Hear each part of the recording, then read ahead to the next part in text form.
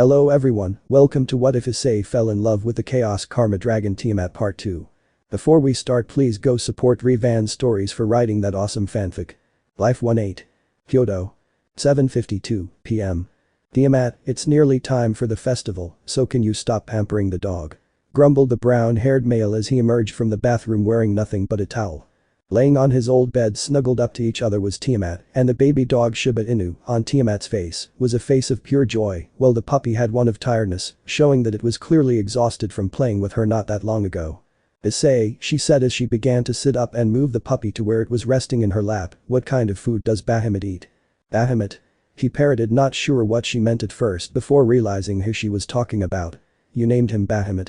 Don't you think that's I don't know a little dragon-like ish? What's wrong with Bahamut? She asked while placing her hands on her hips and raised an eyebrow.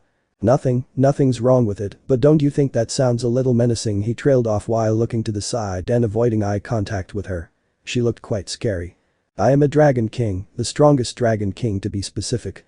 My familiar will strike fear into the hearts of mortals. I don't think that's physically possible considering how cute he looks right now. He mumbled. And therefore he must have an intimidating name. She finished losing her train of thought because of the comment he made. The little golden Shiba did look super cute right now in her lap, and she was resisting the urge to rub his little wet nose. Whatever, I was just thinking you should go with something like Cash or Chance, but we did get him for you so you can decide his name, he said as he moved to the dresser where his clothes were and pulled out a set of clothes out. I like Bahamut and think it's a great name for him, but you still haven't answered my question, she said as she watched Issei's towel fall to the ground. She couldn't help from staring at his thighs and butt. She wasn't going to say it, but she did think he have a great manly asset himself. Well, since he's a puppy he eats dog food, something we'll need to get tonight, he answered. Issei knew that most stores were going to be closed due to the festivities, but he was also aware of some stores being open. Some people were just like that and preferred to have their places open rather than attend this type of stuff. But what about the festival?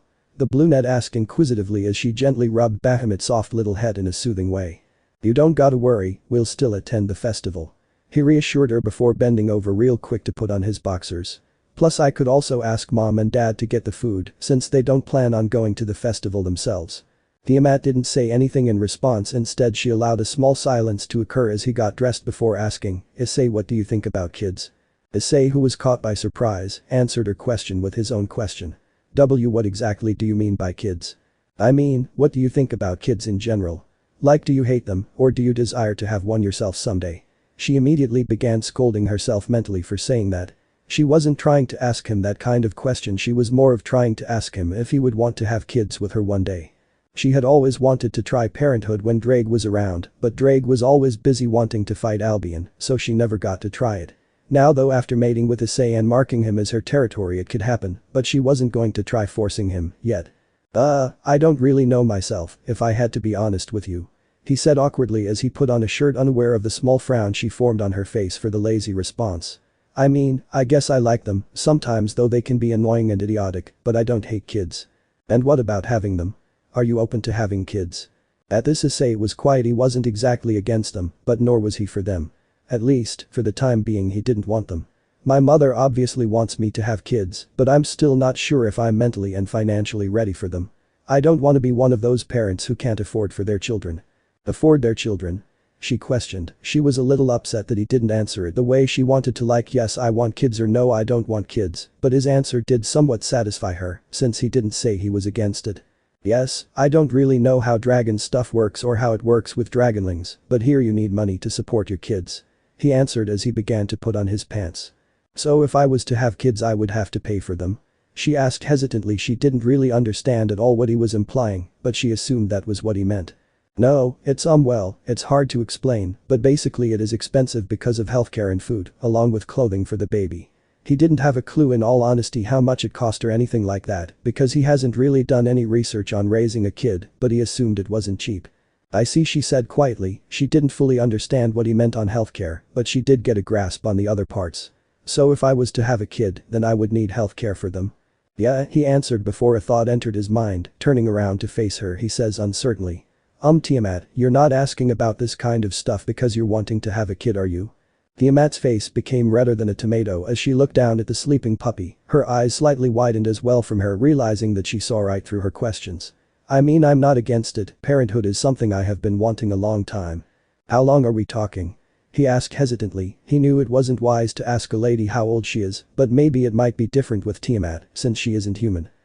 She hummed before shrugging and saying, I don't know really, but let's just say for a long time. Issei. Are you wanting to have kids with me? He asked after a couple seconds of silence, a small streak of red decorating his face. If I'm being honest, I wouldn't be completely against it, she admitted, causing Issei's heart to beat faster. I mean, we barely know each other, but I do feel like we have a connection, not to mention you're the current Red Dragon Emperor. Issei cocked his head. Is being the Red Dragon Emperor a big deal? Yes, Issei, she had answered with no hesitation and with a somewhat cold voice. The original Red Dragon Emperor, Drake, was a powerful being during the Great War, along with his arch-enemy Albion, so powerful to where the three great factions all came to a temporary alliance to defeat the two powerful dragons. Wait, so to clarify, the dragon that apparently resides inside of me is super powerful to the point where it took three whole factions, not just any factions, the three great factions, to team up against them? Issei asked, slightly bewildered. He understood he had a dragon inside of him, but he didn't know much about it, besides the fact that it rivaled Volley's. Yes, Issei, they were that powerful, she nodded. That is why most factions nearly do anything to get them on their side. They offer the hosts tons of things they can't refuse, like women, power, and fortune. Things like that. Taking it all in, Issei couldn't help but to wonder if that was the reason why Tiamat wanted to have kids with him. So is me being this Red Dragon Emperor a reason why you want to have kids with me? Not really, I used to actually kill Drake's hosts, you're the first one I didn't kill. She admitted as she looked at Bahamut, affectionately unaware of Issei's shocked facial expression. You killed the previous hosts? Issei questioned, causing her to look up at him. Yes, and for a good reason. Most of them were crazy madmen who wanted power and tried to have me submit to their will. I usually defeated them and then gave them an option to recover what Drake lost or die. They choose death over life. Issei relaxed after hearing that. If this was actually the reason why she killed the former hosts, then he could understand the reasoning to kill them. The silence passed before them for a couple seconds, neither not knowing what to say now.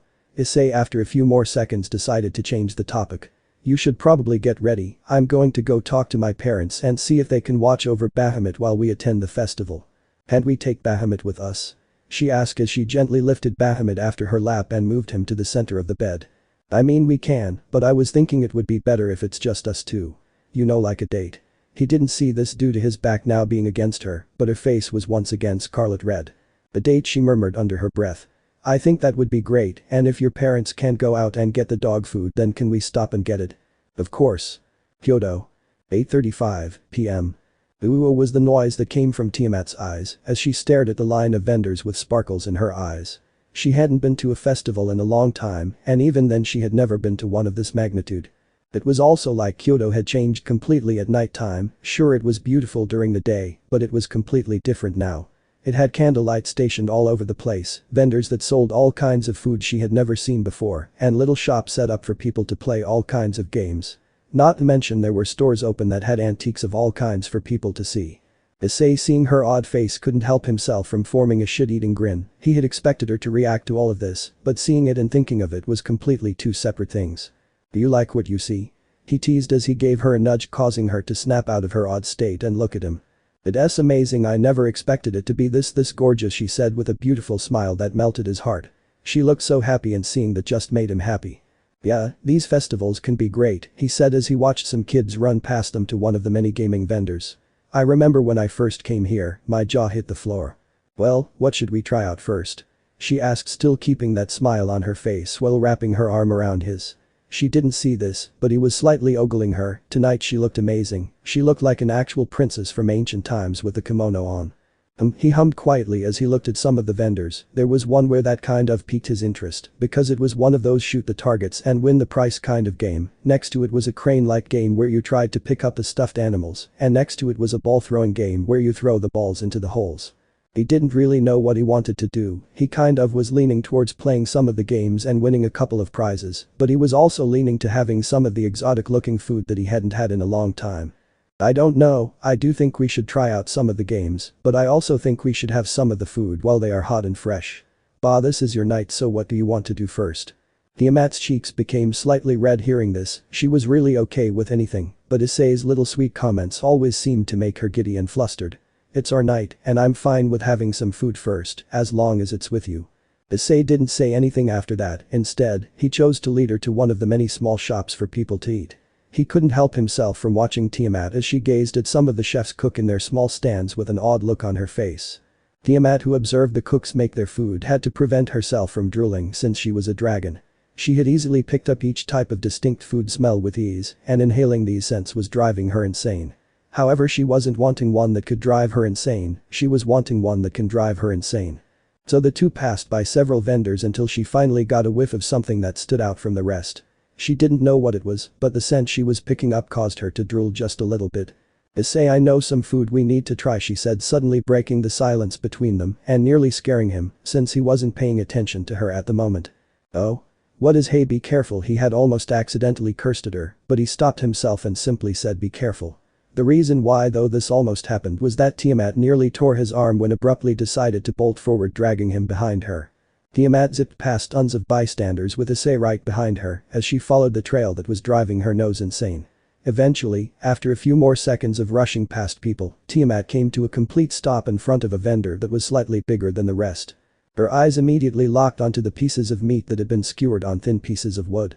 To be sure this was the same thing she was smelling earlier, she inhaled all of the scents she was picking up with her nose and deciphered each one until finding the one she was looking for. "Issei, that is the food I want to try," she pointed to the pieces of seasoned meat on the sticks. "I want to try it right now, Issei, they smell so good and I need to taste them." Issei didn't understand what was the big deal about the yakitori dish, nor did he understand why she was talking like a child. To him it just looked like some simple yakitori, but he decided it was best to just comply and get 2 sticks. "Is there a reason why you sound like a child wanting a toy?" he questioned as he gave her a curious look. "You'll find out when we eat it. For now, less talking and more getting," she said with a small snap of her fingers and ignoring the small tick mark appearing on his head. "Okay, that was a little uncalled for," he muttered as he moved away from Tiamat, neglecting the beaming smile she was giving him. The one thing he probably wasn't a huge fan of was the bossy side she had. He didn't hate it, but nor did he love it, it just sometimes annoyed him. Upon approaching the stand, Issei coughed into his hand and said to the girl working the vendor, "Excuse me? I would like to order 2 yakitori sticks please." The girl who was working the vendor had her back turned to him at the moment due to her grilling making more yakitori, but nonetheless responded to him. "Just give me a couple minutes, I'm almost done making a new batch." "That's fine, take your time," came the brown-haired male's response as he shoved his hands into his pockets and looked to his left, only for him to see a voluptuous woman with golden hair walk up to his side. "1 yakitori stick please." Issei's heart nearly melted when he heard her soft elegant voice. He had forced himself to look away to prevent himself from staring at her, but it didn't really help. He could still see her curves perfectly in his mind's eyes. He could see the white kimono she was wearing with a red dragon going around it clear as day.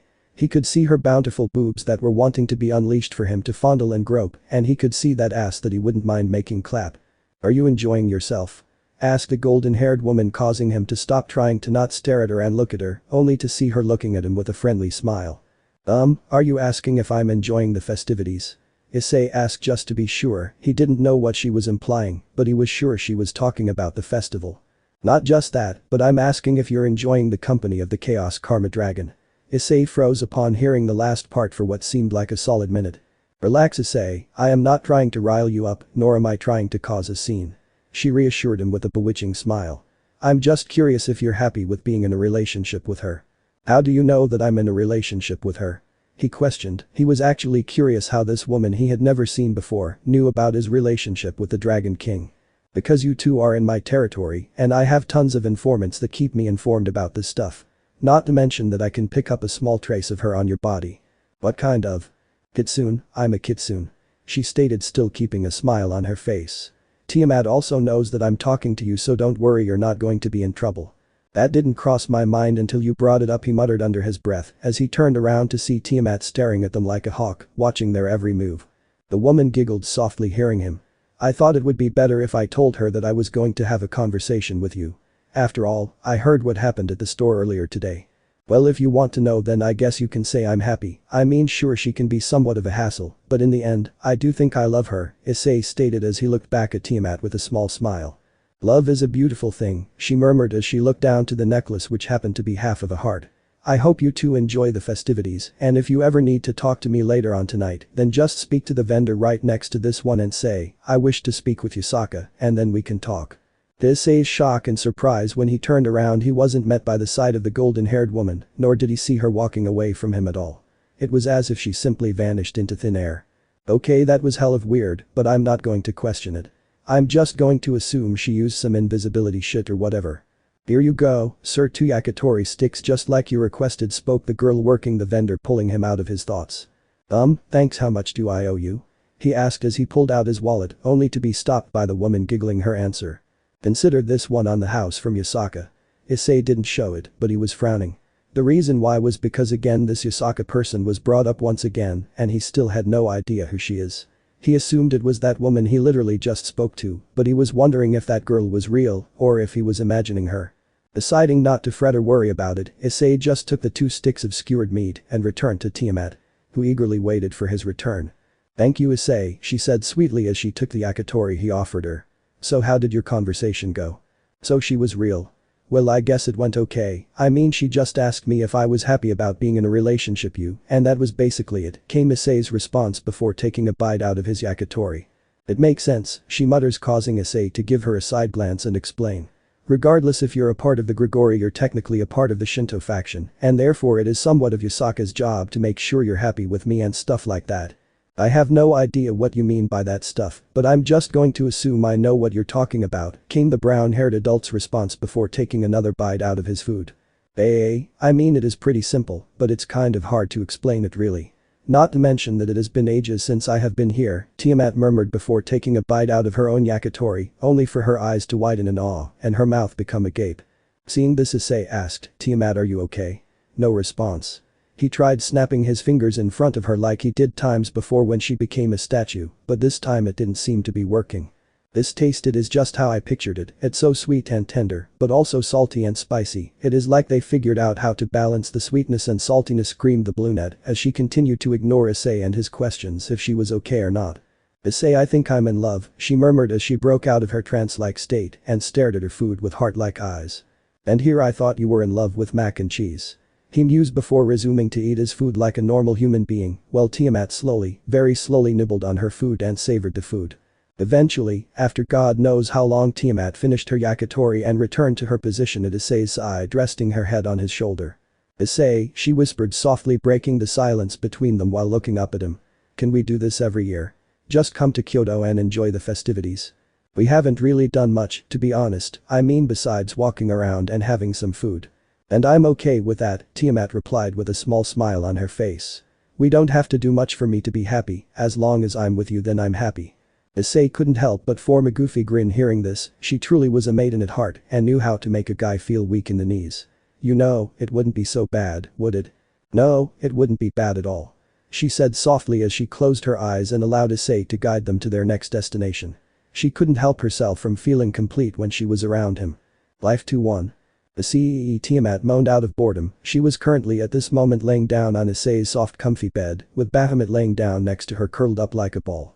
Wyatt, came his response after muting his mic to prevent his teammates from hearing their discussion, as well as ignoring the boos and groans of disappointment coming from them. He didn't get why they wanted to listen in on their conversation, but he assumed it was because they wanted to hear something embarrassing. I'm bored, she replied, keeping a tone that signified she was truly bored. Okay, what do you want me to do? He deadpanned as he spun himself around to see her laying on her side, striking a somewhat seductive pose. I don't know, what do you do when you're bored? She answered. Issei couldn't stop himself from pinching his nose in annoyance. One of his pet peeves at work was when people didn't know what they would want to drink and just sit there and waste his time. Play games, read a book, go out with friends. He said, shrugging his shoulders at the end. In all honesty, it depends on the mood I'm in. Tiamat nodded her head multiple times before sitting up and saying, can I play then? I haven't. No. He interrupted with a stern look, the last time you played you destroyed my KD plus I'm playing ranked right now with friends, so yeah. Assuming that she got the memo, Issei turned his chair back around only to hear her say, but Issei, I'm bored. Then find something to do, there are tons of things you can do for fun. He responded in a somewhat harsh way, not noticing the pout taking form on her face. Unmuting his mic and turning up the chat volume, he says, alright guys, I'm back. Sorry it took me a little, but Tiamat just had some questions. Took you long enough, you fat book. I tackle fatties joked, causing a small ripple of laughter to happen. Ha, very funny. Issei faked laugh before speaking in a stone-cold voice that showed no emotion. Anyways, we going to get started or what? We were waiting on you, Volley responded with somewhat annoyed tone. We didn't know how long you would be, so we decided not to start it. Issei couldn't stop himself from grinning smugly as he replied, well, when you're the best on the team, it's understandable when people wait for you. I mean, I don't mean to stroke myself, but I am the one that carries us the most. And the god complex has officially landed. I-69 Ed, your mom said, causing everyone to bust out laughing, including Issei, which drew Tiamat's curiosity. What's so funny? Ah, it's nothing, Tiamat, they just think I have a god complex because I brag about my skills, Issei said while looking back at Tiamat real quick only to nod. And do you? She questioned as he turned back around as she asked that a notification popped up telling the player to press A and ready up. No, I don't have a god complex. He affirmed as he pressed the A button. They're just peasants at this game and jealous of my skills, hence why they shit talk me most of the time. Says we badmouth him, but look who is calling people peasants, Love Daddy playfully murmured, making it painfully obvious that he didn't mind all of what was being said and just enjoyed it all. Yeah, what a bucking hypocrite, am I right? I tackle fatties commented, causing Issei to scowl slightly. Boy, I am not a hypocrite, alright, he started ignoring everyone else's comments in an attempt to drown out their voices with his own. I am always honest and never two-face. PFFT, that's a lie. Tiamat derisively snorted in an attempt to start a conversation with him, but was met with disappointment when Issei decided to ignore what she said entirely and continue bickering with his friends. Issei, she mumbled to herself, a little hurt that he wasn't giving her any attention at all. She understood that he was going to be focusing on his game, but she wanted something to do with him as well. As time went on and Issei's match started, Tiamat quietly watched Issei play his game. She wouldn't lie, she was impressed with his skill in the game, and she did think it was easy after seeing him play. However, what did upset her a good bit though was when Issei neglected her questions or comments. Fuck yeah, that's what I'm talking about, Issei cheered as he and Love Daddy eliminated the enemy carry and jungle. Tiamat sighed loudly after hearing this in an attempt to get his attention, but was once again met with neglection. Which did infuriate her a lot. She is a dragon king, not just any of them, the strongest one of them, and she would not allow this human to disregard her any longer. As she was about to begin scolding him, a thought entered her mind and stopped her. Issei like Drag is thick-skulled, and the only way she could get him to pay attention to her was if she did something that was worthy of his attention. The question was though what? Her mind shifted from idea to idea. She thought about just turning off his console, but the odds of him being in a playful mood would be slim to none. A second thought ran through her mind of just flat out tackling him and showering him with affection, but he would most likely be annoyed and complain about how she screwed him over or something like that. Finally, though, she had an idea, one that would lead them both to a night of pleasure. With ease, Tiamat slithered off of the bed and began to make her approach to the front of Issei's chair by crawling on all fours. She took notice of her heart beating somewhat faster as she got closer and closer. Upon creeping up to the front of Issei, she was met by something she didn't expect at all. She had assumed that he would take note of her and ask her what she was doing, but instead, Issei simply overlooked her and continued to concentrate on his game. Sometimes you can be way too oblivious to your surroundings, she started as she adjusted herself to a somewhat comfortable position. But I can sometimes love that obliviousness. Are they split pushing? Issei asked aloud, not even seeming to notice Tiamat's hand slowly inch its way forward to his crotch. Yeah, I think they're solo and mid are split pushing right lane since mid isn't in middle. I'll start making my way to right lane. Just let me get my jungle buff real quick. Spoke Love Daddy, causing Issei to frown a little. He understood that the jungle buffs could be a huge advantage in a battle, but with enemies advancing the right lane now wouldn't be the best time to stop and get it. Issei's thoughts on this though were quickly replaced by the feeling of his pants being unzipped. He wasn't sure if this did happen due to the game's music and the chatter going through his headset, but he was sure he felt it. Curiosity taking the better of him, Issei's eyes trailed down only to go wide from shock when he saw who sat on her knees below him. It was Tiamat with her hand just about to enter his pants. What the buck are you doing, he harshly demanded after muting his mic to prevent them from hearing him. Continue playing, Issei, I'm just doing something to keep myself entertained. She sweetly replied as her hand made contact with the last piece of fabric that stopped her hand from touching his family jewels. Issei stared at her for a solid second, not sure what to do or say. On one end he wanted to tell her to stop, but the thought of her giving him a blowjob or a titpic did excite him a bit. Biting his lip, Issei turned his attention back to the game and grumbled into the mic. Sorry guys, I wasn't paying attention, what's going on? Tiamat couldn't stop herself from giggling as she gently began to rub his manhood. She found it insanely adorable when he took a deep breath in. There you go, Issei, just like last time. Let me enjoy myself. Issei did his best to ignore her hand push against the fabric and rub against his balls and hick, but just couldn't seem to concentrate fully. Even though she wasn't touching him with her soft hands, it was still a pleasant feeling. "Hey Issei, do you think you can help me push left lane?" Volley requested. He began while glancing down at Tiamat to see her lick her lips as she retracted her hand from his zipper to begin unbuttoning it. "Yeah, I guess I can, just give me a minute, I'm going to buy some items." "Issei, lift yourself up real quick," she ordered after unbuttoning his pants and attempt to pry his pants off of him, but couldn't seem to pull them down due to him sitting down. Complying with the demand, Issei elevated himself and watched as Tiamat grabbed a hold of his trousers and quickly pulled them down to his knees, leaving only his boxers to cover his nether regions. Planting himself back onto the chair, Issei's thoughts went to what she would do next. Is she going to ask me to get up again, or does she have something else in mind? Meanwhile, in Tiamat's mind, he is going to freak out when he sees this. Issei watched as Tiamat's face came closer and closer to his pelvic area. She placed her arms on the armrests to prevent him from escaping and gazed upon him with a beautiful smile before slowly dragging her tongue against the substance that stopped her from seeing his hick. Issei took note of his heartbeat beat faster and was sure it would explode at this rate. Well, this wasn't the greatest pleasure ever, he knew it was hell of stimulating. The way she gradually moved her tongue up made him wonder what she was going to do next. Soon, however, he was met by what she would do next and he was blown away. Grabbing the top part of his boxers with her dragon teeth, Tiamat quickly and efficiently yanked her head back, tearing the front part of his boxers off and exposing his hard naked hick for the world to see. "Holy shit," he yelled in surprise, not even aware that his mic was unmuted. He was expecting something, but nothing like that. "What? What happened?" questioned his friends, all who were taken back by the sudden shouting and worries that something bad happened. "Issei, you're going to get us caught," she playfully whispered as she began to undress. Issei growled in annoyance, realizing what she was trying to do. She was trying to get him in trouble like at his parents' house. Lemon skipped, please read it on website. Tiamat started but was stopped by Tiamat placing her hand on his lips, prompting him to be quiet. Moving said hand, Tiamat then grabbed a hold of his headset and disconnected it from the controller, allowing both of them to hear what her friends were saying.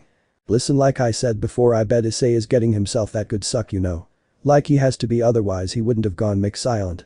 I tackle Fatty said with a hint of confidence.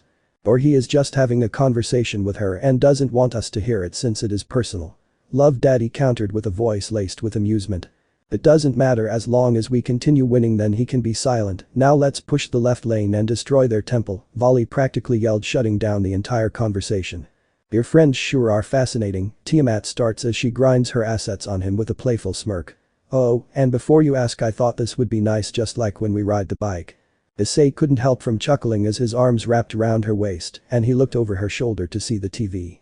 Well, I will not lie, you on top of me is pretty bucking hot, but how about we do something better? Oh, like what? Are we going to have hex while you play? Issei didn't comment on that, but he did have something like that planned. No, not tonight at least. As she giggled, Issei took her hands and placed them on the controller, causing her to look back at him with an interested expression, as well as accidentally whipping him in the face with her luscious pale blue hair. Just don't question it, okay? Just let me do the guiding. Tiamat nodded in response as he positioned her hands. After he was done positioning them, he placed his hands on hers, blocking off any attempts at removing them. Okay, this game is a little different from the one you played, but it should be pretty easy. I'm going to teach you how to play. But this is ranked. I thought you wanted to rank up. She asked incredulously. She expected him to just continue playing, which she was fine with, but this was a whole another thing. I can lose a game or two. If you get to have fun, then it's worth an L. He answered dismissively with a grin on his face, not aware of the flustered look she has on her face. Now, you're A, X, Y, and B. Are your abilities okay? Your abilities can do all sorts of things, but this guy's abilities are more of hit and runs. Issei started as he pressed her thumbs down on the buttons and demonstrated each ability, not even caring about his friends demanding for him to assist them. Okay, so is A my main attack. And why do those pictures in the bottom left Tiamat made a silent moan after feeling Issei's lips press onto her back. No, A is your main ability that does the most damage, while X is your getaway that does some damage. B is a teleport and does little damage to the enemy, Y is your most powerful ability that does major damage. Issei said in between kisses, no longer paying attention to the game at all. So what do the bumpers and triggers do? She asked, trying her best to now pay attention to the game, but was finding it hard to do since Issei was slowly moving his way up to her neck and ear. Your right trigger is your basic attack, while your left trigger is your relic, which gives you immunity from damage for 3 seconds. Your bumpers are what activate your ultimate, which can one-shot them if used correctly. He whispered into her back before nibbling on her shoulder, making her moan. Lemon skipped, please read it on website. After a couple seconds of both of them releasing their essences, Issei took a couple steps back and fell back into his gaming chair, earning a squeal from Tiamat as they fell. I bucking love you, and I want to be with you for the rest of my life. Issei said in between pants, feeling quite exhausted and not even caring about what was happening in the video game. I love you too, was all she could say in response as she closed her eyes and adjusted herself to a comfortable position. A position where she would fall asleep. Life 2-2. Tiamat, I'm home, Issei yelled as he closed the door behind him. Even though he was starting to feel exhausted due to him having to stay a little later than usual, he couldn't help but to smile, knowing that he finally got to spend some time with his new girlfriend. But of course, Issei was never going to tell her that he missed her. Who knows how many things could go wrong if he suddenly blurted that out. One thing he was sure was that he was never going to hear the end of it. I'm in the living room, Tiamat shouted back as he slipped off his black work shoes. Walking into the living room, Issei was met by the sight of Tiamat curled up in a blanket laying down on her side, watching one of his favorite series that he had purchased on Blu-ray. The curious expression took form as he looked at her for a solid second. He didn't know really what to say, because he was sure she didn't know how to change the input from the TV to component 1. Tiamat, what are you watching? He asked inquisitively, though he already knew what she was watching. She started as she pulled out the remote from underneath her, pausing it. Game of Thrones Season 1, Episode 4. I get that, but I was kind of asking how, he replied as he began to take off his dress shirt. He should have seen that coming since this was Tiamat, but he was kind of hoping she would understand what he was asking. I have my ways. She smoothly replied as she pressed play. And what are those ways? He questioned as he unbuckled his buckle. Ways that are none of your concern. Issei frowned, he wasn't going to get mad at her, in fact he was going to do the exact opposite. He would have praised her because this would have been one of the rare moments of Tiamat doing something by herself. Whatever, I'm going to get changed and make something to eat. Do you want anything? Issei stated as he picked up his dress shirt and moved to the laundry room. No, I'm good. She replied with a tone that lacked interest in their conversation. Issei sighed, the buck kind of response was that. Usually, she gives me her the undivided attention, but that was like she didn't even care if I was there. Deciding that it was best not to get worked up about it, Issei finished undressing himself to his boxers and loaded his clothes into the washing machine. After that, Issei pulled out a set of freshly washed clothes and quickly got dressed before leaving the room. He then made his way to the kitchen and started to look into the fridge to see if they had any leftovers from last night, but doubted that leftovers would exist since Tiamat has quite an appetite. Issei released another sigh upon finding no food left. This one was a bit louder for Tiamat to hear, but she just simply ignored it. Issei scowled seeing this as he looked at her from the kitchen. He got a feeling of deja vu. He remembered this situation pretty well, but it was him that was ignoring her, not the other way around. His scowl was soon replaced with a grin. He had a great idea. Issei exited the kitchen and started to make his way towards Tiamat, who had been too enthralled into the TV show to notice presence. With the smile still on his face, he plopped himself onto Tiamat, earning a noof from her. Man, I didn't know this couch made noises, Issei said aloud as he shifted himself on top of her in an attempt to get in a more comfortable position. Issei, get off of me. I'm trying to watch this, Tiamat spoke with a large amount of annoyance in her tone. And it talks too, it sounded like Tiamat, so I wonder if she gave it life or something. Issei continued, not even caring if he pissed off his girlfriend. Issei, she said this time with more commanding in her voice. Get off of me, I'm being serious, I want to watch this. Wow, it's really getting upset with me, maybe if I just move. Issei never got to finish the sentence. He didn't know what just happened, but he was pretty sure Tiamat flipped them over, because now he was looking up at Tiamat, who had an angry look on her face. Well, at least now I have your attention, Issei spoke after a couple of seconds, which caused her to narrow her eyes. Yes you did, and you better tell me the reason of why you decided to annoy me. Tiamat demanded an answer as she tightened her hold on his arms a bit to prevent him from moving. As of lately, Tiamat has noticed that he has gotten stronger and assumed it was because of his sacred gear awakening. It wasn't fully awake yet, but she knew that if he kept being around her, then eventually it would become fully awake. Because I was wondering if you wanted to go on a date. Issei partially lied. He did want to take her out because he had yet to get her clothes, and every time they had the chance to something else came up. Another reason was so he could avoid getting beaten up. Tiamat's upset expression was washed away immediately and replaced by a massive blush, as well as an embarrassed look. Well, why didn't you just say that you would have gotten my attention immediately if you said that? At this, Issei chuckled. If he was being honest with himself, then he knew that Tiamat was most likely going to react like this, which is why he said it as well. Seeing him laugh like this at her made her frown. Releasing his arms, she began to pout and fume as she hit Issei's chest multiple times. You jerk, I thought you were being serious, you just wanted to make me angry again. I hate you so much right now. I was being serious, Issei said in between his giggles as she continued her assault on his chest. I was just laughing because you look so cute. Eventually, she ceased her punching and stared at him for a solid second, trying to decide if he was being honest or just playing with her like he would most of the time. She truly enjoyed teasing him, but she hated it when he would play with her emotions like this. It wasn't fair or nice in her opinion, since she was still new to all of these emotions, as well as having a mate. Finding no traces of dishonesty, Tiamat clicked her tongue in annoyance and looked back at the TV. I'm still upset with you. You play with my emotions too much, and it's not fair. She muttered. Oh come on, he replied with a grin as his hands moved to her thighs and started to gently rub them. I don't tease you that much. If anything, I tease you like 2 times a day. 2 times too many if you ask me. She huffed. She didn't want to show him any signs of her enjoying his touch because that would only cause him to tease her more. At least this is what she believed would happen. Tiamat, he teasingly said, only to earn a puff of her cheeks. Would it make you feel better if I promised not to tease you? No, because you will break that lie. Now it was Issei's turn to frown. He wasn't expecting this cold response from her at all. Placing a hand over his heart, he said, you wound me, Tiamat. After all we've done together, how could you be so rude to me? Tiamat rolled her eyes and with a sigh she said, were you being serious though? Are we finally going out on a date and getting me clothes? Lips curving slightly upwards, he answered. Of course. I know it has taken a bit longer than expected, but I did promise that we would get yourself some clothes. So we're just going out and getting me clothes? She questioned after a couple seconds of silence as she looked down at him. No, I thought that we could go out to a restaurant as well, and maybe go see a movie or whatever works for you. Tiamat didn't say anything at all. She didn't know what to say really, since she had never been on a date before. Sure, the Kyoto festival might have counted as a date, but that wasn't like an actual date, at least in her mind. In her opinion, an actual date was the one she had seen in movies and TV shows, so this would be a new experience for her. I think that sounds lovely. She finally said with a smile that melted his heart. After a couple more seconds of staring at each other, Tiamat said, so can you move now? I want to watch this show. Issei, however, shook his head. Negative, I got a better idea. Tiamat in response raised an eyebrow and would have asked what he meant when he suddenly started to raise his upper body. Due to their positions, his face was basically buried in her breasts.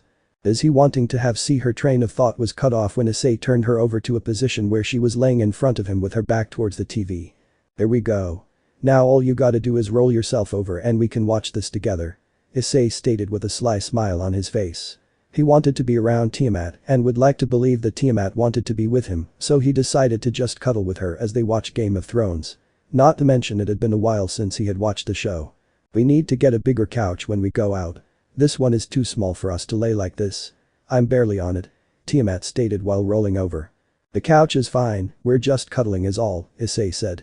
He found it a little funny because this was the normal position they would go to sleep in. She hummed softly as she shifted into a more comfortable position. While she did this, Issei grabbed a blanket that laid on top of their legs and covered the two of them with it. I guess it isn't that bad if it's only for this intention. She finally said as she snuggled up to Issei and allowed him to wrap his arm around her. Issei's apartment, Kuo Town. 11:17 a.m. Tiamat released a cute moan as her eyes fluttered open. The first thing she took notice of upon opening her eyes was that she wasn't in their bedroom and Issei's breath softly hitting the back of her neck. As much as I enjoy him being close to me, I think I prefer when we sleep on the bed. At least then I have a chance to get out of his grasp without having to worry about falling off the bed. Lifting the blanket off of her and Issei, Tiamat tried to get out of Issei's grasp but was met with failure. In fact, she took notice that Issei's grip on her seemed to tighten a little. Geez, since when did he become this strong? I know that he had an increase in strength, but this is getting ridiculous. She said to herself as she wiggled herself around to where she was looking at Issei. These are my terms. If the Queen Regent and her son meet them, I'll give them peace. If not, I will litter the South with Lannister dead. Came the voice of Robb Stark through the TV.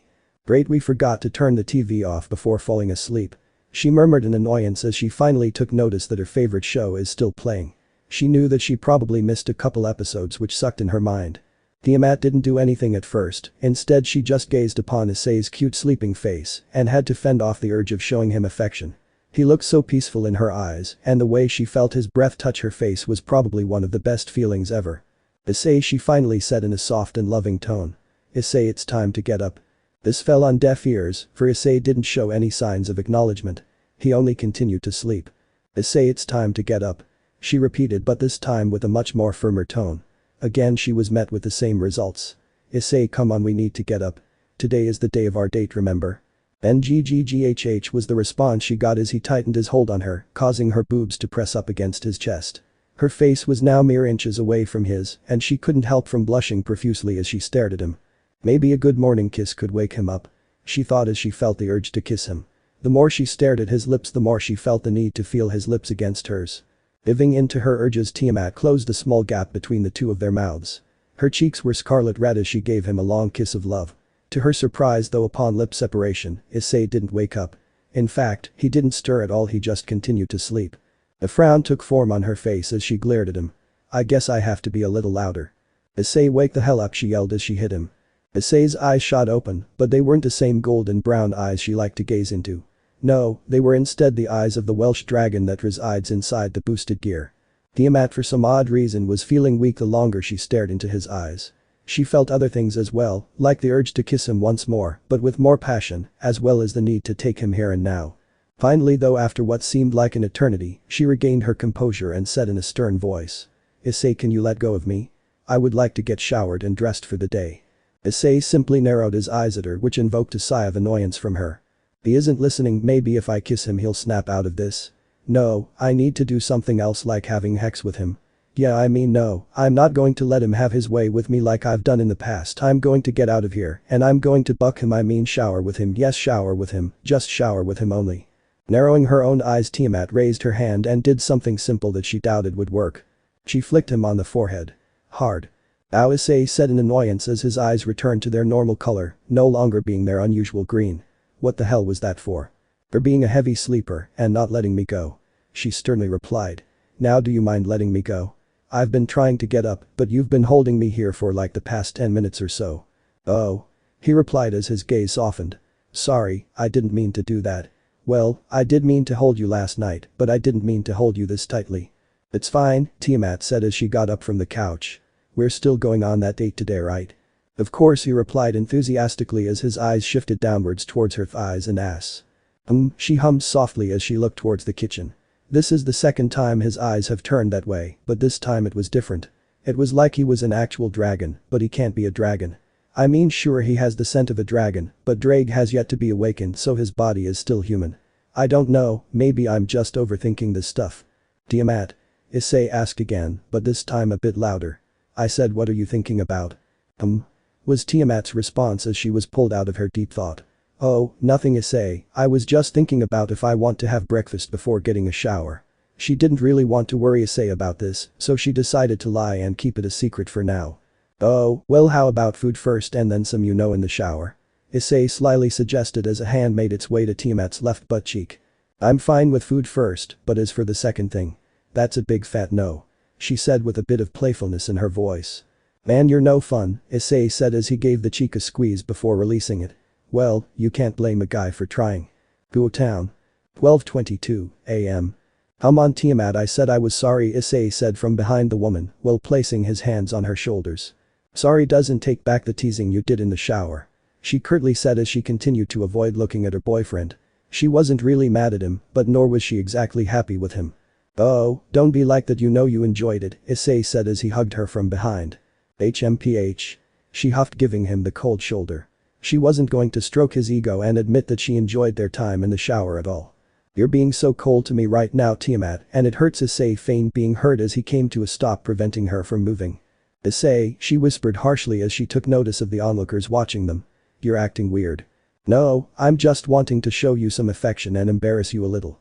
Issei coolly replied as he released Tiamat, only to move to her side and wrap his arm around her shoulder. One day I'm going to get you back for all this teasing, Tiamat stated as she glared at him. Hey, you're the one who started this whole teasing thing that one night, remember? Issei said, shrugging his shoulders in the process. If I remember, you wanted my attention, so you decided to do something super hot and super wrong.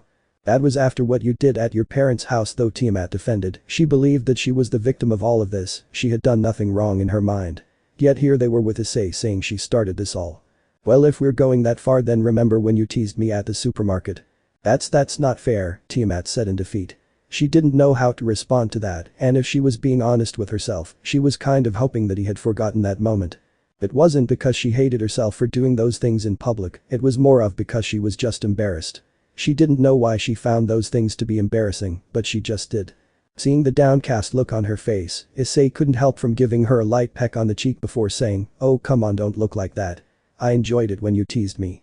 Tiamat didn't say anything in response, instead, she just rested her head on his arm. "You can be so insufferable when you act like this, but I think I love this side of you more. Sure, you getting all flustered and uptight can be a nuisance, but when you act happy like this it makes me happy. Anyways, what is the plan? I suppose you have something planned." "Yeah, I have a plan. I was thinking why don't we go see a movie first along with stopping to get clothes, then head home and take Bahamut to the park and play with him for a while. Before ending the night with some fine dining at a fancy restaurant," Issei happily declared with a small smile on his face. "I think Bahamut would love going to the park," Tiamat stated as she looks up at Issei. It has been a while since he had been to the park. Plus I do prefer the outdoors over being inside. "Makes sense," Issei said, earning himself a curious look from Tiamat. Taking notice of this expression, he continued. "I mean, you're a dragon after all, so wouldn't you prefer being in the open world rather than being in, small apartment?" "I guess in a way," Tiamat replied while directing her gaze away from him. "I mean, in some cases dragons do like that, but there are some who are okay with that type of lifestyle. I for sure am not against living at your home." "Really?" Issei asked inquisitively with an eyebrow arched. "I didn't know that. Then again, I never asked her about this type of stuff," he said to himself. "Yeah, I'm fine with this lifestyle as long as it is with you," Tiamat stated with a smile that melted through Issei's heart. "Although I would like you to come to my home one day. I think you would love it." Issei hummed as he rubbed his chin. "What is your home like? I don't think I asked you about your home before." "That's because you haven't," she said with a small giggle. "It really isn't much, I mean, I live in a cave that is filled with tons of valuable artifacts. Mostly jewels and gold though. Besides that, I don't have very much, or at least compared to you." "Really? You don't have any clothes or anything like that?" Issei asked with a bit of disbelief in his voice. As soon as the words left his mouth, he realized how much of an idiot he is. The whole point of them going out was to get clothing primarily. Everything else was just a bonus really. "I'm a dragon, Issei, dragons don't wear clothing," she curtly stated.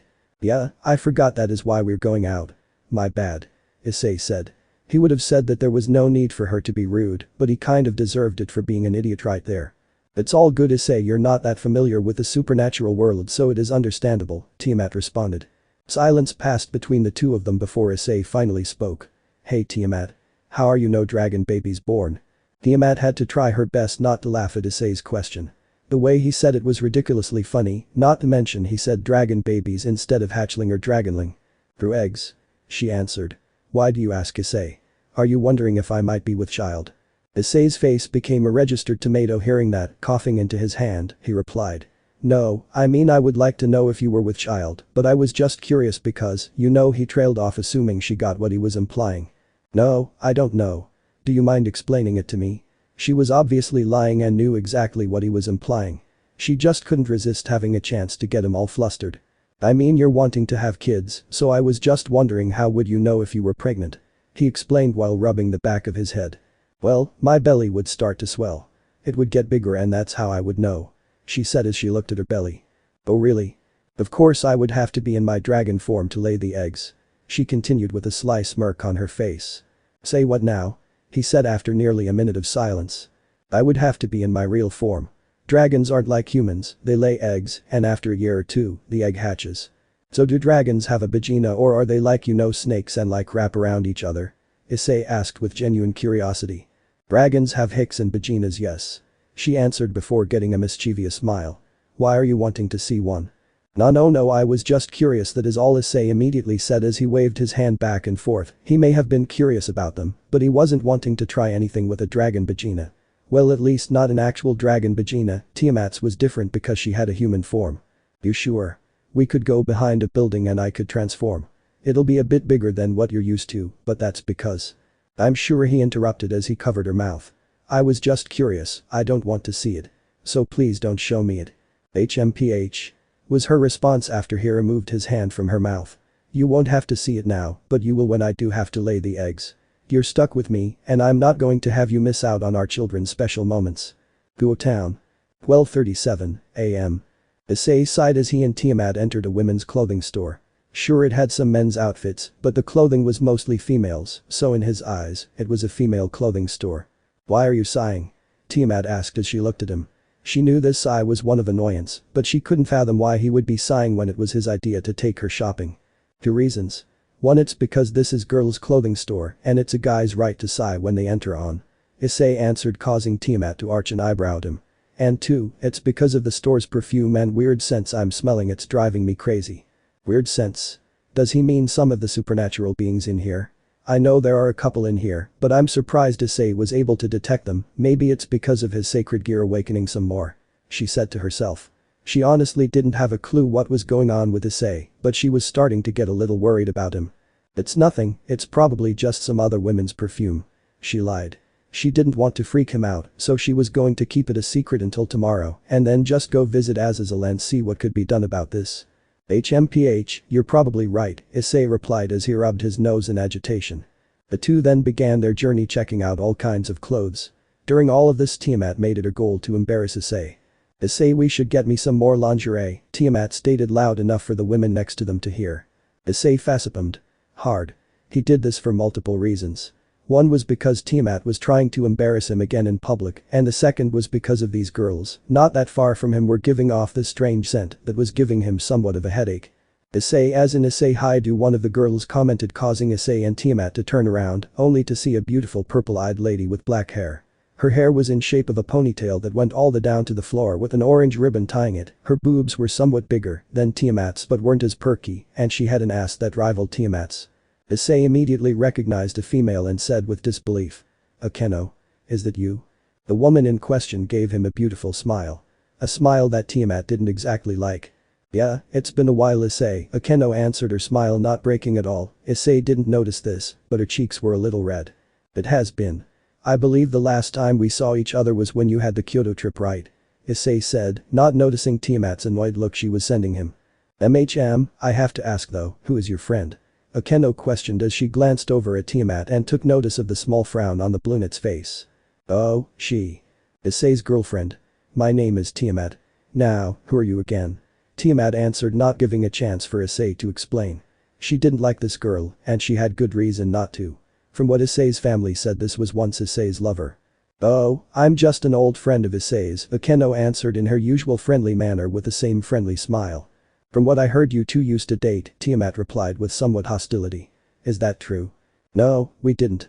We did kind of date, but it didn't last long. Akeno interrupted, causing Issei to give her a look, saying what? But she just ignored. He had to move away sadly. HMPH. Issei, can we go?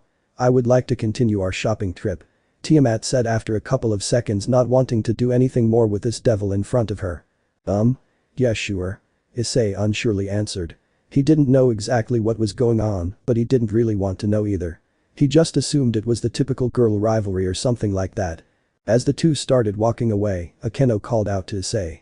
We should hang out sometime, Issei, and catch up. Issei didn't reply at all, instead he grabbed a hold of his head and scowled slightly. He felt like he had just been hit very, very hard. Issei? Tiamat concerningly asked, noticing this. Are you okay? I am fine. Just got a headache, that's all. Issei said. Turning around, he answers Akeno. I can't make any promises at the moment, but I'll see if I'm available this weekend. Okay, I think I still have your number, so I'll send you a text later on. Akeno replied before walking away, leaving the couple alone. Issei's apartment, Kuo Town. 2:14 p.m. Issei felt for some reason sick. Not like deathly sick, but the sick to where he didn't want to do anything except lay in his bed. What was supposed to be a simple shopping trip turned out to be hell for him, and he honestly didn't know why. His head felt like it was on fire, and every 5 or 6 minutes he would get a massive headache, only for it to disappear for a while and just come back again. He, however, was just like a soldier and kept on pushing forward, not letting this stop him or affect his plans with Tiamat. Tiamat, on the other hand, was really worried for Issei now. She had assumed that it was his sacred gear, but now she wasn't so sure what was going on with Issei. He didn't really complain about his headaches at all, or give her much info to go off of. Then again, she didn't know much about sacred gears due to her isolated life.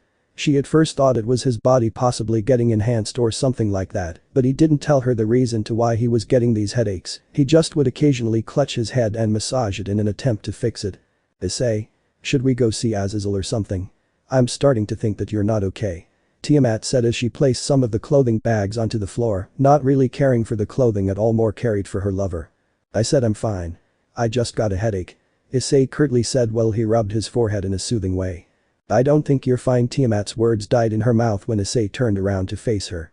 His left eye was no longer the yellowy brown color. Instead, it was a green dragon eye she had seen this morning. Issei, your eye. She said softly, causing Issei to frown. It's changed. What do you mean? It's changed. An agitated Issei asked. What happened to? Issei suddenly collapsed, falling face first onto the floor, causing Tiamat to shriek. Issei, are you okay? However, she got no response as she rushed over to him and flipped him over. Issei, say something to me, she nearly shouted as she shook him frantically, but again was met with nothing but silence. Growing more concerned by the second, Tiamat placed her head on top of his chest to feel if his heart was still beating. The sound of his heart beating soothed her to some degree, but his breathing was slow. Very slow. Not knowing what to do, she got out her phone and began to call Azazel while saying to Issei. Don't worry Issei, everything is going to be okay, just stay with me. Life 2-3. Azazel couldn't help from smiling like a madman as he added the finishing touches to an artificial sacred gear he was building. It had taken him months to find the right parts, but in the end, it was going to be worth it. Now all I need is a cool name for this bad boy, he triumphantly declared while staring at his now finished work with a smile on his face. The sacred gear took the form of a gladius with a red jewel at the guard. Azazel hummed to himself before snapping his fingers, only to be stopped by the sound of his phone ringing. Frowning a little, Azazel pulled out his phone. It was Tiamat calling him. Issei probably just showed her his sacred gear. I'm calling it. After mentally preparing himself for the possible ear raping, he accepted the call. Hello?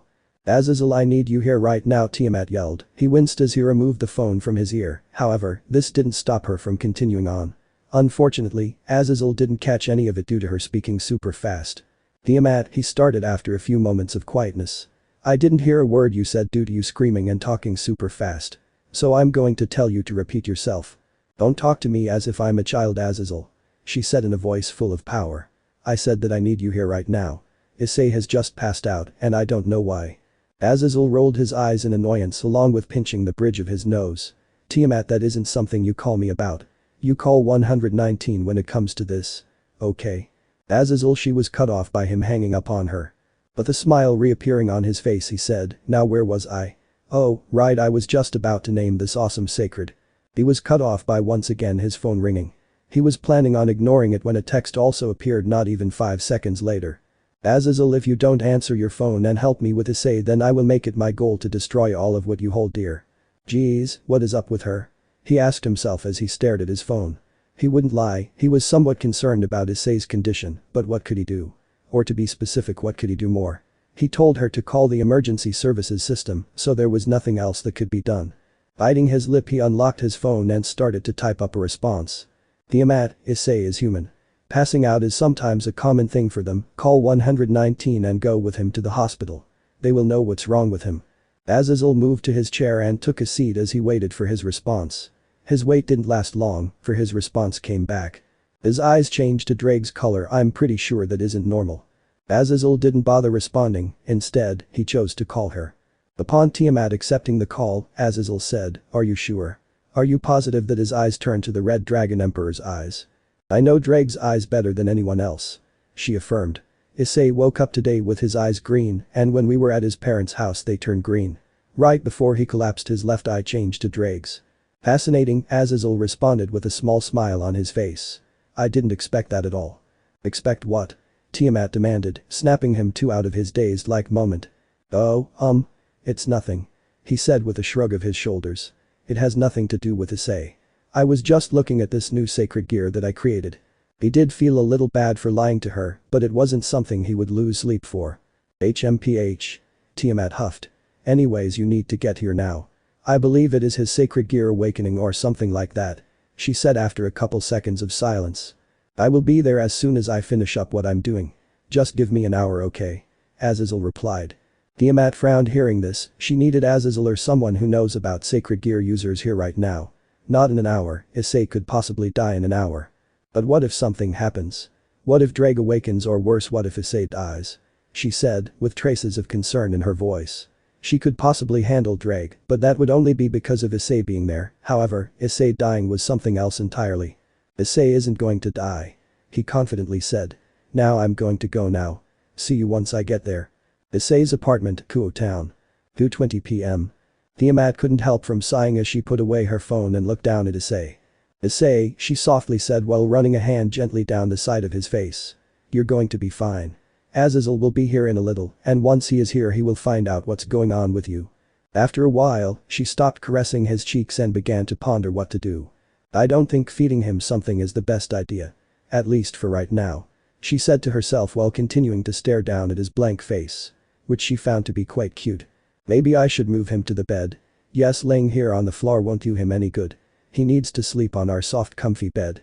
Reaching her decision, Tiamat carefully scooped up Issei and began to carry him bridal style towards the bedroom. Upon entering the bedroom, she was greeted by Bahamut who had been patiently waiting at the door. The puppy immediately started barking and jumping happily onto Tiamat's legs, making it difficult for her to walk into the room without stepping on the small adorable dog. Bahamut, she said in authoritative voice, causing the puppy to cease what it was doing and look at her. I will get to you in a second, but right now Issei isn't feeling well and I need to put him on the bed. Bahamut whined hearing this and started to jump on the back of her leg after she had walked past him. Tiamat though paid no attention to the puppy, no matter how many whines of wanting attention came. Her first concern was making sure Issei was in bed safe and sound. Making it to the bed, Tiamat gently set Issei down on the side of the bed he slept on. She then moved to the end and began pulling the covers out from underneath him. I should have removed the blankets first, she muttered after finally yanking the covers out from under him, only to throw it on top of him, covering him completely. Returning to his side, Tiamat lifted the blanket off of his face and began to shift his body to a position that appeared to be comfortable. There we go, she declared after rolling him onto his side and making sure he was tucked in. Bahamut, who was at her feet, grew a little annoyed. Seeing that Tiamat wasn't going to offer him the affection he wanted, he put some distance between him and the bed. After getting the distance, he did the one thing he could do, he charged at the mattress. Going as fast as his little legs could take him, Bahamut sprinted until he was close enough and jumped.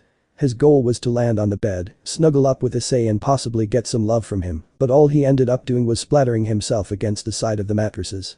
Tiamat noticed this and watched with an amused expression as Bahamut stumbled around before shaking his head vigorously and trying again. However, before he could slam into the bed again, Tiamat picked him up. He released a very cute whine-like yelp noise in surprise, but didn't try to break out of her grasp when Tiamat began to apologize madly. I'm sorry, I didn't mean to hurt you. I just didn't want to see you possibly injure yourself, Bahamut. She walked back and forth with him in her hands for several minutes, slowly rocking him to sleep. When she realized he fell asleep in her arms, Tiamat couldn't help from smiling at him. He's just so cute. I wonder though, would this feeling be even better though if this was our baby? An image entered her mind. An image of Issei holding several dragonlings with his stupid grin that she loved. Issei, she mumbled, turning around she looked at the unconscious male. She bit her bottom lip as she looked at him. A sense of need and want suddenly surged through her body. No, she said as she whirled herself away from him. Issei isn't even awake. It wouldn't be right if we did it, but he did tease me in the shower a lot and it has been a while since he is in a critical state, so maybe I should just no I will not. Tiamat quickly set Bahamut down on his doggy bed and stormed out of the room, closing it shut behind her. She released a sigh as she pressed her back against the door. This is all his fault. If it wasn't for him, I wouldn't be thinking about Hex and having kids so much. Tiamat said with a pout. She wasn't really mad at him, but she did believe it was his fault she had these lewd thoughts. But if I didn't meet him then I would know what's it like to be human, to be a woman, to be loved, she said as she slowly sank to the floor. Tiamat began to blush as she thought of everything they went through, these memories, even though they were the most recent, were her most precious memories. She thought of the first time she met him and how he ridiculed her, along with the events of her first time eating mac and cheese. Then the time how he stared her down knowing that she could have killed him, and their first shopping trip. However, these moments didn't come close to their first time having Hex. That was her most fond memory and one she would always think highly on. The way he grabbed a hold of her head as he came inside of her mouth, her losing her virginity. These things she could never forget, nor did she want to get rid of them. As she thought more about it, Tiamat's left hand slowly made its way down to her nether regions. Issei, she whispered to herself, she slid her hand into her underwear. When you wake up you're going to have to pay for making me think so many lewd things. Issei couldn't help from sighing as he walked around in what he considered to be a void.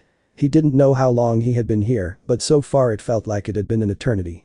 He didn't know exactly how he ended up here, nor did he really feel the desire to know. All he wanted to do is find a way out. You know, now I can understand why villains and shit take death over imprisonment. It's because they would end up in places like this with nothing to do all day, he muttered before shouting the last part at the top of his lungs. Seriously, if I ever was to become an evil guy and have a rival, I would force him to kill me. Buck prison and buck atonement. It is not worth it if you have to sit in places like this. He continued while roaming around. You're quite the aggressive one, aren't you? Came a deep voice that was slightly intimidating as well. Only when I'm annoyed. Issei dryly said. He took 2 more steps before suddenly stopping. Here comes the slow realization and turn around. The voice quipped as Issei began to turn. Issei didn't say anything, but he was pretty sure his jaw hit the floor. He had expected himself to be hallucinating or something like that, however, the creature that stood before him looked too real to be fake. Standing on 4 legs was a large red dragon. It had razor-sharp red wings that could through the thickest of wood and metal, claws that could easily penetrate vaults, and teeth sharper than swords. It had eyes similar to Tiamat, but unlike her, its eyes were green. I'm not imagining this right. You actually exist? Issei asked. The dragon stared at him for several seconds before sighing and saying, yes, I do exist, and no, your eyesight is fine. Holy shit. You look bucking badass, Issei declared suddenly after some more long silences. Like, I mean, you're different from what I expected, but nonetheless you look sick. Why, hold up, what do you mean by that? What were you expecting me to look like? The dragon demanded. I don't know, I mean, after watching Game of Thrones I kind of expected you to look like Drogon and stuff, Issei replied with a shrug of his shoulders. HMPH. The show is good, but those are more of wyverns than dragons. Dragons have 4 legs, not 2. The dragon said. Oh, you've watched the show? Issei questioned with a curious look. He wasn't expecting the dragon in front of him to know what he is talking about, but he also didn't think the supernatural world would be real. Of course, I see what you see. The dragon replied with a hint of amusement in his voice. Issei opened his mouth to say something, but no words came out of his mouth. Instead, he stood there with his mouth agape. Suddenly though, he snapped his fingers and shouted, "You're Drake." Drake began to laugh heartedly after hearing that. He laughed and laughed to the point where Issei looked down at his wrist, pretending that there was a watch on it. Eventually, the dragon came to a stop and said, "For someone who was notified about me being inside of you, you're quite the oblivious one." Hey, Issei said with a tick mark. I just assumed Tiamat used a spell or something on me. Drake just stared at Issei for a long while after hearing that. Did you really just use the word spell? Issei looked away from Drake and muttered loud enough for the dragon to hear. No wonder Tiamat hates you. You're bucking hick. Anyways, I think it's best if we talk about our current predicaments we're in, Drake said after coughing into one of his claws. And what are those? Issei asked. Your relationship with Tiamat, you being this current generation's Red Dragon Emperor, awakening of your sacred gear, and a lot more. Drake stated, earning a sigh from Issei. Why do I feel like I'm going to hate this? You might. Now be quiet for 1 second, I need to concentrate. Drake replied. Issei complied with the command and just stared at Drake. Suddenly the void of nothing they stood in changed, along with Drake. They now were inside Issei's living room, and Drake was no longer a dragon. Instead, he was a tall handsome human male with red hair and dragon eyes similar to Tiamat's, but unlike her, he had green eyes. Whoa, was all Issei could say. Impressive, right? Drake replied while moving to the couch and taking a seat. Issei nodded his head in response as he looked around. He didn't really know what to say or how to react. We're in short, basically in our own world, this is what you would say our realm. Whatever we think or want it can appear. Drake explained with a small smile. So if I thought about a hot hexy girl. No. We're not getting off topic. I only showed you this because I thought it was better for you to take a seat and listen to this rather than stand. Drake curtly interrupted. Issei frowned at this, but his frown was soon replaced by a small grin as he realized what Drake said. He didn't say I couldn't, he was just saying that we're getting off topic. As Issei moved to take a seat next to Drake, the dragon spoke. All I'm going to say is be careful with Tiamat. I know that you love her and all, but you need to be careful with her. If you see what I see, then why are you telling me to be careful with her? Issei questioned. She is like heads over heels for me. Because she is a dragon. Like all dragons, they have an item or thing they consider to be very valuable. You're, in a weird way, her treasure. Drake said with a serious look. So how is this a problem? Issei asked, not understanding the gravity of the situation. Drake facepalmed. Hard. Okay. Let me explain this better. Since you're her treasure, that means she will protect you. Yes, it's not bad, but neither is it good. The reason why is simple. If you get injured or killed, what do you think she would do in response? How would she react? She would most likely enter a stage of rage and grief, going on a rampage until she gets revenge, Issei answered with no hesitation. He had played many video games growing up and some of them had these types of scenarios. You kill the bad guy and bad guy's son or whatever gets angry with you, he then tries to kill you. Exactly, or what if she saw you flirting with another girl? She already said you're her territory, so what do you think she would do if she saw you flirting with someone besides her? Drake questioned. He was somewhat taken aback that Issei understood what he was implying, but he wasn't going to linger on the subject. Was the sound that came out of his mouth as he considered Tiamat's reaction. He had seen her act coldly to other women who tried to make a move on him, but besides that, he hasn't seen her do much. No idea. He admitted. Saw that coming, Drake muttered. She is a prideful creature, Issei. Not only that, but you're the first person to show her love, you took her virginity, something other dragons have been fighting tooth and claw for. That means you're bound to her for all of eternity. Okay, but I don't see what the problem is. The problem is that you're bound. She isn't going to allow you to form a harem, she won't let you sleep with other girls, she will not let you do anything with another woman for the rest of your life. Drake yelled, nearly making Issei fall off of the couch. Aren't all women like that though? Issei asked after quickly recompassing himself. Yes, but look at Rainer. Drake started. She did love you with all of her heart, but did you ever see her get mad at you for accidentally flirting with another girl or anything like that? Issei, now that he thought about it, realized how much different Tiamat and Rainer were compared to one another. From what he remembered, he never saw Rainer get upset with him, nor did he see her give another girl a glare that would shake him to his core. Yes, but Tiamat isn't going to kill someone. She killed people for refusing to get her treasure, and she has killed people for invading her territory. Do you really think she wouldn't kill someone who tried to take you from her? Drake said dryly. Yes. Issei firmly stated as he glared at the dragon. She might have done that shit in the past, but now she is different. Drake hummed as he considered what Issei said, before shrugging and saying, you may be right, you may be wrong. If you believe that she has changed, then I will trust your judgment. And what about awakening my sacred gear? You mentioned that earlier. Issei asked after a couple seconds. Yes, how I was awakened was unnatural. Yes, that's how I would describe it. Drake said as he rubbed his chin. Unnatural? Issei parroted. What do you mean? What's the natural way? Well, the most common way is triggered by emotions. Now I don't mean you being happy or excited. I mean bad emotions like anger, hatred, rage, and sadness. Things like these are the usual way of awakening a sacred gear. Drake revealed. Okay, so negative emotions are the common way to unlocking your sacred gear? Issei stated as he looked at his hand where the gauntlet appeared on. Yes, most of the previous hosts unlocked theirs because of tragedies, however, you didn't. Your unlocking was different. Very different. Well, spill the beans and tell me how so, Issei demanded. The way Drake was speaking was making it sound like it was bad. Like they had played God and now they're paying for it. But the sigh, Drake told him. When I was defeated and sealed, only my soul was sealed away. My body, from what I remember, was destroyed, nothing left of it. Not a single drop of blood or a scale left of me.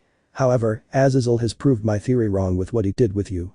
Issei didn't like where this was going, and as much as he didn't want to hear it, he had to know what Azazel did to him. When you were unconscious for the awakening of me, Azazel injected blood into your body. Not any ordinary blood though, he inoculated my blood into your body. This is the reason why you have had headaches earlier today, and why you passed out. Drake finished as he gave Issei a stern look. Issei didn't know what to say, he wanted to believe that this wasn't a problem, but Drake's serious look was making him believe that there was more than he was letting on. You have more to tell me, don't you? Now at first it wasn't enough to awaken me, but as time went on my blood started to infuse into your blood system. Eventually, I awoke, but it wasn't enough for me to communicate with you still. Now though we are able to talk. Drake stated. I'm guessing there is still more to this. Issei mused, he wasn't a fool, and knew that there had to be some long-term side effect of their blood infusing with one another. Yes, your body is slowly dying. Drake firmly stated with no traces of joking at all. I'm sorry, what? Issei asked as he cleaned his ear. I think I misheard you. I said your body is dying, Drake said. Oh, was all Issei could say. He looked at the floor with a downcasted expression on his face. He was expecting something bad, but this wasn't what he was expecting. This was something he didn't want to happen either. He knew it was selfish of him, but he didn't want to die. He wanted to spend his life with Tiamat and see the world become more advanced. It's a shame, but these things have consequences, Drake said in a sympathetic tone. How long do I have? Issei whispered loud enough for the dragon to hear. I don't know, Drake admitted. Eventually your human body will die and you will be reborn in a way as my son. Issei nodded his head several times before realizing what he said. Wait, what? Reborn as your son? You're slowly losing your humanity. It's changing your organs, bones, and personality. I don't. So I'm not actually dying. I'm just being reborn as a dragon. Issei questioned in a somewhat agitated tone. He had assumed that he was going to actually die. Not die but come back to life. From what I believe. I could be wrong though. This is the first time this has happened, so I do not know what will happen. You could be fine, and I could be way off on my assumption. All you need to know is that there are consequences to these types of things. Drake stated. Issei didn't say anything in response. He wanted to hit the dragon for scaring him like this, but he couldn't blame Drake. He was just as clueless as him. But the sigh, Issei says, so we're basically in for a ride of our lives. Pretty much, Drake said with a chuckle. If what I believe is true and you are reincarnated as my son, then this will also be a problem. Why do you say that? Issei asked cluelessly. Because I'm the original Red Dragon Emperor. I was the one who created fear in the hearts of every being. I had slain gods from all different pantheons. If people found out that a being who once did all that and had a son, then they would believe me to be just like you and want to kill me to prevent things like that from happening again. Issei finished with a solemn expression forming on his face. That or they would assume that I somehow broke out of the sacred gear system and send their best after you. Either way, if I'm right, you will have problems. Drake said as he glances at Issei, only to see him clutching his head in annoyance. Is there like any perks for this type of shit? Because all I'm hearing is bad shit with super bad shit on top of that. Issei demanded. Well, besides having every girl wanting to mate with you, longer lifespan, and some other things I would say no not really, Drake said with a shrug.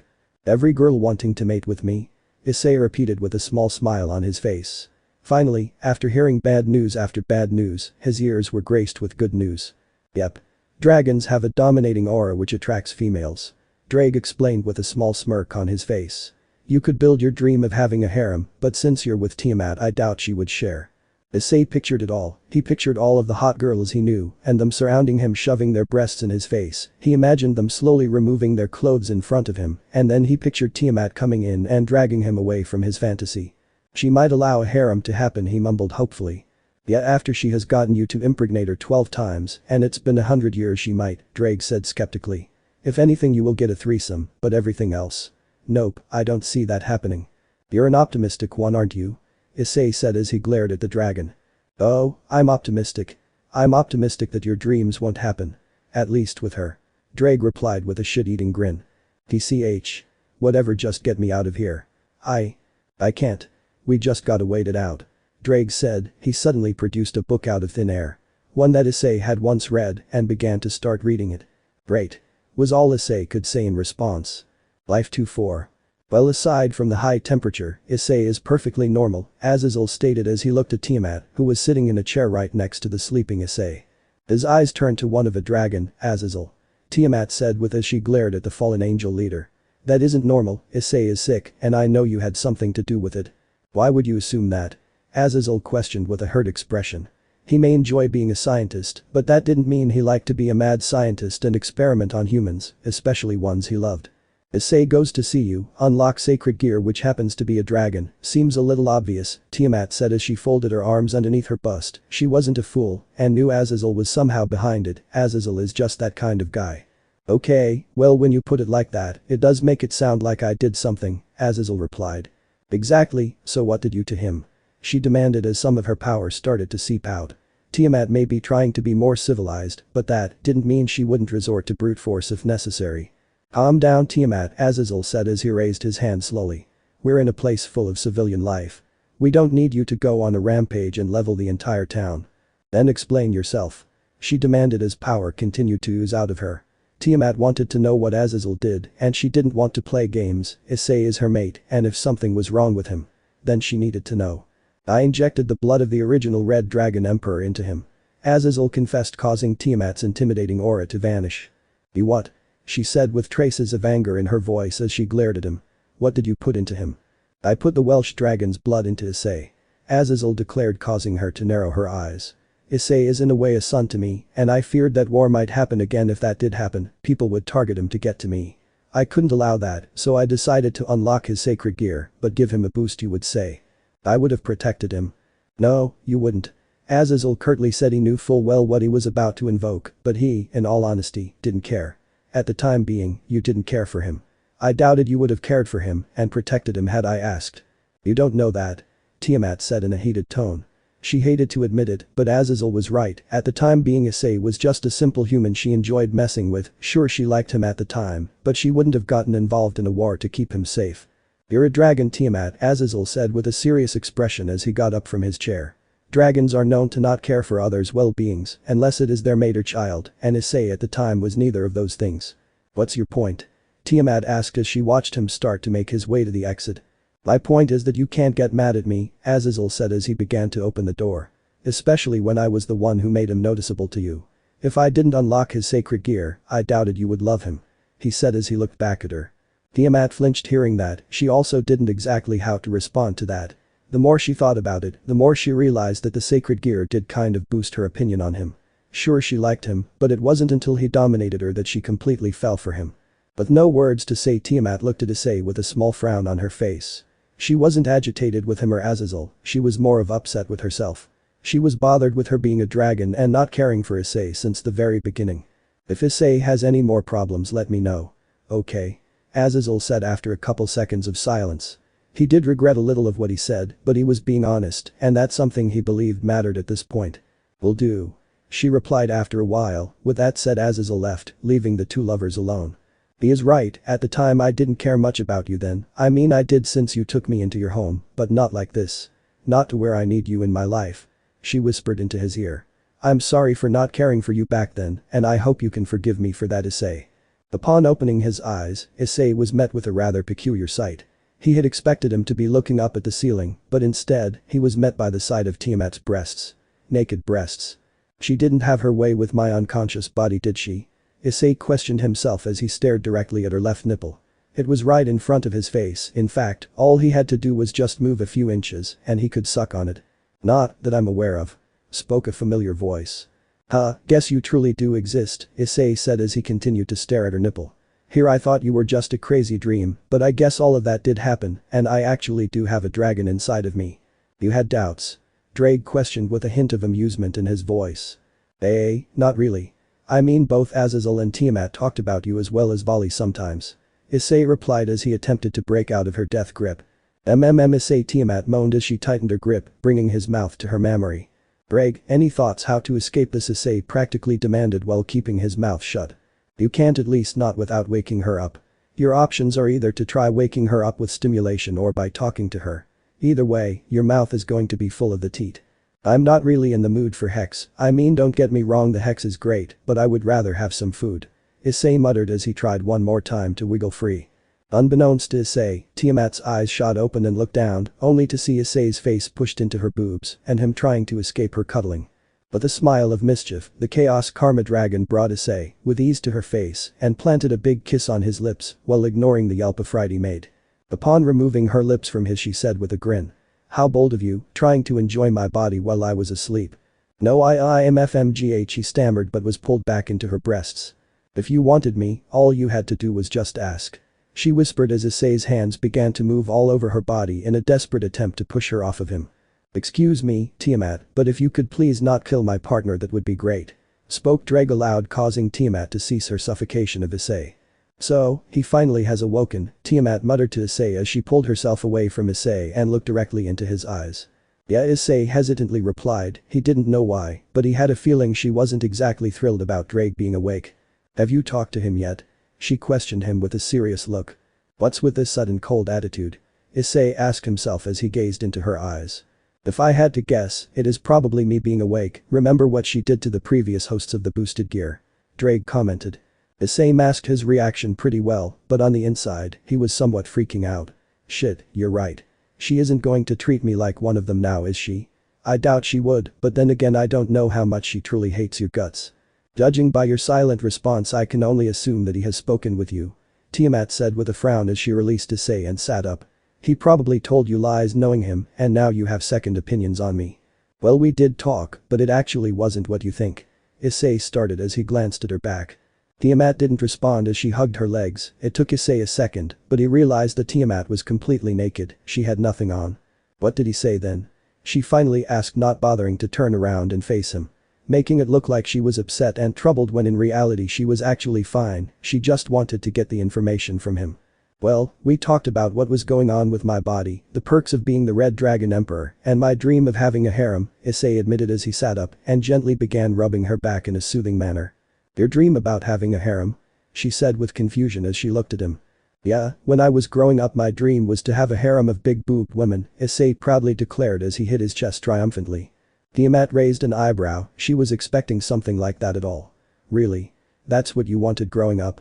Not something like being able to fly or the ability to teleport anywhere. I mean that would be great, but what's the point of flying if you don't have a harem of gorgeous babes to fly with you? Issei replied, earning a roll of the eyes from Tiamat. So, is a harem something you still want? She asked after several seconds of silence. Kind of, Issei said with uncertainty as he rubbed the back of his neck, causing Tiamat to flinch. She was kind of hoping Issei would have given up on that dream after meeting her and doing so many things with her. But he continued with a small smile. I think I can settle with just one girl. At least for a while. Tiamat looked back at him with a serious expression. Was that your way of trying to say you want to get married? What Issei nearly shrieked as he looked at her incredulously. Hell no, I wasn't saying I was ready for marriage, we've only known each other for a few weeks, I was just saying that I wouldn't mind just being with you for a while. You know, like down the road I can do my dream. I would say that was the sweetest thing ever, but you still want to be with other girls, so Tiamat trailed off as she leaned on his shoulder. Look, what do you want from me? Issei said with a sigh. Me to be the only girl for you, and for you to never leave me. Tiamat immediately replied with a smirk. Greedy, aren't you? He quipped, earning a giggle from her. What can I say? I'm a dragon who just dreams of remaining at your side. She whispered into his ear before giving it a small lick. Issei blushed as she crawled behind him and pulled him back to where his head was resting in between her mounds. Her fingers began to run through his hair as she said, so did you find out what was going on with your body? Yeah, apparently Azazel injected Drake's blood into my body. Issei said with a sigh. And apparently because of that, my blood system has changed to one of a dragon's, and slowly over time the rest of my body will change to one. Tiamat hummed, hearing that. She wasn't expecting that, but that could explain his headaches. So you're being reborn as a dragon? That, or I'm slowly dying. He stated, causing Tiamat to clench her hands and accidentally pull his hair. Oh, Tiamat, please let go of my hair. You're what Issei, she demanded as she released his hair and changed their position to where his head was in her lap and where he was looking directly up at her. What is happening to you? I'm either transforming into a dragon, or I'm dying. He repeated, causing her to frown. These are the things that Drake said are most likely happening to me. Issei did feel like he shouldn't have told her, but he also believed that telling her was the best move to make as well, since he couldn't keep this a secret forever. Eventually, she would find out, and if she found out later, the odds of her being in a listening mood would be slim. I'm going to kill Azazel. She muttered as she got up but was stopped by Issei grabbing a hold of her wrist. Turning her head, she said, Issei, let go of me. Not until you calm down. He sternly replied, invoking a sigh of frustration from her. I won't kill him, he is the only one that can fix you. No, he can't, Issei replied, causing her to frown. Drake and I talked about this for a while. He explained how dragonification works and how when the host gives up something, it can't be taken back. You don't know that. I do though, many of the boosted gears hosts gave up limbs, organs, and bones to become stronger. Not once has any of them given up their blood though, and even then had my blood injected into them. Drake stated he had so far been keeping quiet due to him not wanting to anger Tiamat, but here he felt the need to let her know that nothing could be done about Issei's state. So what are we supposed to do then? She demanded as she looked at Issei. Are we supposed to just sit here and hope that you don't die and get reborn as a dragon? Yes. Issei firmly stated. Right now that is all we can do, and really all I want to do. I don't want to sit on a bed for life with doctors doing all sorts of stuff to my body in an attempt to save me. I just want to pray and hope that it works out. And what about me? She asked. What about what I want? I finally have a mate, someone who I can have hatchlings with, only to find out he is dying. Do you still want to go out for dinner? Issei asked after several seconds of thinking. What? I said, do you still want to go out for dinner? He repeated as he glances over at the alarm clock. We could still, you know, save our date since it is 8:43.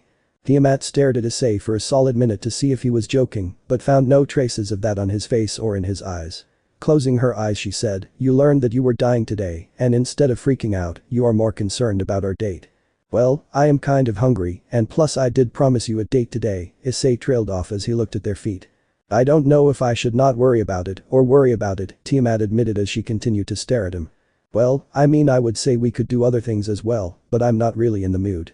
Maybe after a couple of drinks, we could do some fun things. he said as his eyes slowly moved up her curvy figure until they reached her eyes. Tiamat didn't say anything at first. On one hand, she did want to speak to Azazel about Issei's potential dying problem, but on the other hand, she did want to go on their date. She also found it to be sweet that Issei wanted to resume their date even after passing out. "We will talk more about your problem tomorrow," Tiamat finally declared. "I'm going to go get dressed for dinner." As she was walking away, Issei's thoughts drifted to her being naked. "Hey, Tiamat," he called out as she made her way to the closet. "If I may ask, why were you naked?" With a playful smirk that he couldn't see, she said, "Oh, I was very horny, and I couldn't help myself, so I indulged myself with your unconscious boner." "Okay, wait, what?" Life 25. Issei released a small sigh as he checked his phone for any messages. Friday nights were always the most hectic nights at Fallen Angeles and usually required him to be working the bar all night, with no breaks really at all, but tonight he had some breathing room. He had gotten 3 messages in the past hour, all from his girlfriend Tiamat, who has over the last few weeks been very supportive of him. Ever since they found out about the changes going through Issei's body, Tiamat has done everything in her power to make sure when Issei comes home from work he doesn't stress out. He didn't think it was necessary of her to do this, but he appreciated it. Opening his messages, Issei's eyes nearly popped out of their sockets. The first thing he saw was a selfie of Tiamat. She was wearing nothing but a towel. Her hair was damp and down, and she was biting on the bottom of her lip, which increased her sex appeal. The message attached to this picture was, "This is waiting for you, Issei, hurry home soon." "Well, that's going to be on my mind all night," Issei muttered, his voice had traces of annoyance in it. He tried to not think of Tiamat and her super hexy body at work due to him being a professional, but sometimes it was just impossible. He didn't know why really, but it just was. Her pale, smooth skin, her long, luscious blue hair, her slender, but curvy figure, it all drew him insane. "What's going to be on your mind all night?" spoke Yuma from behind him, making him jump out of surprise and enter a fighting stance. Realizing that it was Yuma who had sneaked up behind him, Issei lowered his hands and said, "God, you guys need to stop sneaking up on me. One of these days I am actually going to end up clocking somebody, and it's not going to be my fault." "Come on, Issei, we both know you wouldn't hit a girl, especially a girl wearing something hexy like this," Yuma said with a grin as she gestured to her attire, which was nothing but a black slingshot bikini. "Yeah, you're right," Issei admitted after several seconds of staring. He was pretty sure if Tiamat was here she would have most likely gotten jealous and upset, but thankfully she wasn't. He liked this job, for the pay was good, the women were hexy as hell, and his boss wasn't a complete asshole. "Anyways, what is it that is going to be on your mind all night?" Yuma asked as she got closer to him. "Is it something naughty?" "It is, isn't it?" "Oh, I bet it is a picture of a girl." Taking a step back, Issei said, "Since when did you get so curious about me? You're not one to show that much interest in what people are sending me." "So it is something perverted," Yuma declared with a victorious grin. "And to answer your question, is it a crime to show interest in one of my friends?" Issei. "Is it a crime?" "That didn't answer my question, and no, it isn't a crime to show curiosity, but when you act like this, it makes me not want to tell you," Issei answered with a straight face. Yuma puffed out her cheeks and said, "You're being mean, Issei, I'm trying to be a good friend here and listen to your problems, and you're not telling me them. That's a cruel thing to do." Issei stared at her for about a solid minute with a blank expression. He was blown away by what he just heard and didn't know how to respond to it. Eventually, he said with great reluctance. It was a picture of Tiamat wearing nothing but a towel and striking a hexy pose. "Oh, that is almost as naughty as what Kuroka sent Volley," Yuma energetically stated, causing him to quirk an eyebrow at her. Seeing this movement, Yuma said, "Yeah, earlier Volley got a dirty text from his girlfriend. She was wearing nothing and had some vanilla ice cream or something on her chest to signify cum. It was pretty dirty." Issei couldn't help from feeling slightly jealous of Volley. Sure, he had Tiamat, but Kuroka was still hell of hot, and with her being a Nikoshu or whatever people call them made her even more attractive. "Oh, letting you know. A fine-looking lady is making her way over here, so you should probably get back to work," Yuma said in a more serious tone, prompting Issei to turn around and see a girl he had seen a few weeks ago. "Holy shit, is that Akeno? What the hell is she doing here?" he asked himself with a look of surprise on his face. As she sat down at the end of the bar, Issei began to make his way towards her while picking up a glass in the process. "Seriously, to think she would come to a strip club. It's been a while since I've seen you, Akeno," he stated in a friendly voice as he appeared before her, causing her head to snap back towards him. "Yufufufu, it has," she replied with a beautiful smile. "Last time I saw you, you were on a date with someone." "Yeah, that was a surprise," Issei said as he set the glass down. "Anyways, what's your poison?" Trying to get me drunk already?" she questioned in a teasing manner, making Issei chuckle. Yeah, I'm trying to get you drunk so I can hear your dark secrets. He answered as if his master plan had been foiled. Yufufufu, I see you still have a sense of humor. She said as she leaned in, causing Issei's cheeks to redden a bit as he occasionally glanced into her eyes. He didn't want to stare into them due to feeling like he could possibly get lost in them, for he did find them beautiful. So what would you like to drink? He questioned after a few seconds. Can I just have a water for now? She asked. Water? He repeated with a bit of surprise. Sure. As he filled a glass with ice and water, Akeno spoke. So how have you been? I've been pretty good. Been trying to keep the GF happy. He answered as he slid her glass of water. What about you? How have you been? I've been doing pretty well. I've been busy with work and whatnot. My boss can sometimes be an ass. She stated before taking a sip of her water. Oh? Does he hit on you? Does he try grabbing your butt? Issei joked with a smirk, causing her to giggle. He does actually. She said in a more serious tone, making Issei lose his smirk. I'm just kidding, no, he doesn't try anything physical with me, but he has shown interest in me and has tried asking me out.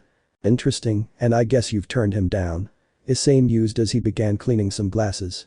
Yufufufu, of course. The only man for me is Issei. She declared, causing Issei to start choking on the air. Coughing, he said, say what? Which made Akeno laugh like a madman. I'm kidding, Issei.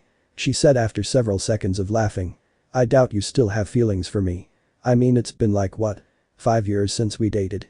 Something like that, Issei answered a little sheepishly. He wouldn't lie, a part of him was still attracted to her, but he was in a serious relationship with Tiamat. A woman who could literally murder him if he cheated on her. I'm still surprised that you would do something so ballsy. Akeno said with a smile as she closed her eyes, her mind drifting back to the day he asked her out. To think that one of the infamous perverts would ask one of the great ladies out.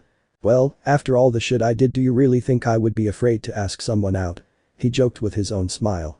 I mean, I risked getting beaten to a pulp just to see a pair of tits. Yufufufu, kind of. She quipped, causing Issei's smile to vanish. I mean, that's something you wouldn't expect from someone perverted. I didn't see it coming at all, and blown away by the action. I'm actually hurt that you would think that, Issei stated. He wasn't really offended, but it still irked him in a way that she believed that. Issei, I'm sorry, she apologized, but he could tell she was joking.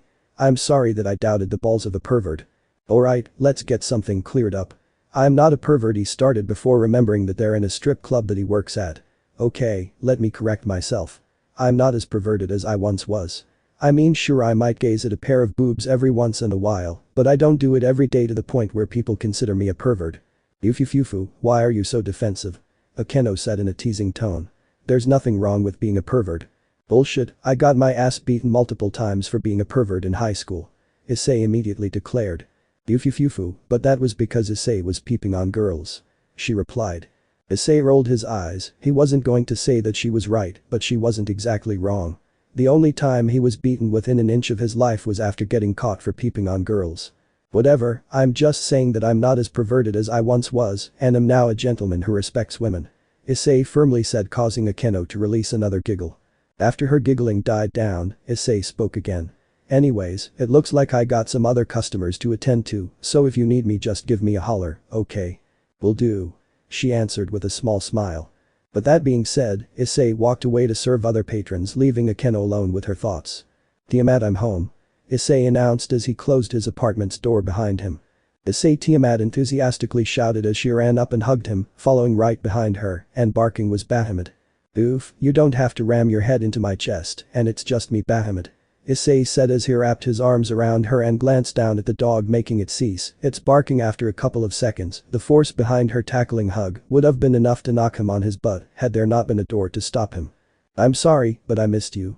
Tiamat said as she looked up at him with a small smile as the puppy started to jump onto Issei's leg. It was at this moment that Issei realized that she was basically wearing nothing but a white button-up shirt that wasn't even buttoned up in panties. I know. He replied, causing her to give him a somewhat pouty and annoyed look. What? You did send me a picture of you just getting out of the shower earlier. Yeah, but you don't just say, I know. In response. You're supposed to say something like, I missed you too. Or I couldn't stop thinking about you. Not that. She stated, causing Issei to chuckle. You get upset over the simplest of things. You know that, right? Issei said in an amused tone. Only because you don't respond correctly. She murmured with puffed out cheeks as she looked away. She wasn't that bothered by this, but it did annoy her a little bit that he greeted her with that. Deciding not to say anything, Issei placed his lips on Tiamat's forehead, causing her eyes to widen slightly. Upon him removing his lips, Tiamat spoke. I want another kiss, but this time on the lips. You're so picky. He said with a roll of his eyes before kissing her on the lips. The kiss that was meant to last for a few seconds max turned into a kissing session due to Tiamat grabbing a hold of his jacket and pulling him back in. Once she was satisfied, she released her grasp on him and said, we should greet each other like this more. Maybe, I dunno. He replied with a thoughtful look. Anyways, I'm going to get changed. I might take a shower, but I don't know yet. I think we should get a shower. She said, a hint of mischief in her voice. But you already got a shower. He stated. Your point? She asked with a grin he knew too well. The grin she was giving him was one of perverse and meant that if he let her in then things were going to happen. Hexwell things. The whole point of getting a shower would be to clean myself. If I got a shower with you then, I would end up getting dirty. He said with traces of playfulness in his voice. Are you trying to say that I'm a pervert? She questioned, earning a laugh from her boyfriend, which pretty much answered her question. I'm not a pervert, you're the perverted one after all. You're the one who has pervert magazines and whatnot in your bedroom. Boy, I told you before it's just a hobby of mine. He declared. It's a perverted hobby. She said, prompting Issei to narrow his eyes. It's only perverted if you do dirty things, and I don't do dirty things, at least not anymore. The last party whispered to himself. Whatever you say. She said in a sarcastic manner which slightly annoyed him. I totally don't think you jack off while reading porn magazines. I'm glad you believe me. He said with a smile that made her furrow her brows. Anyways, I'm going to go get showered now. After that, we can decide on what we want to eat.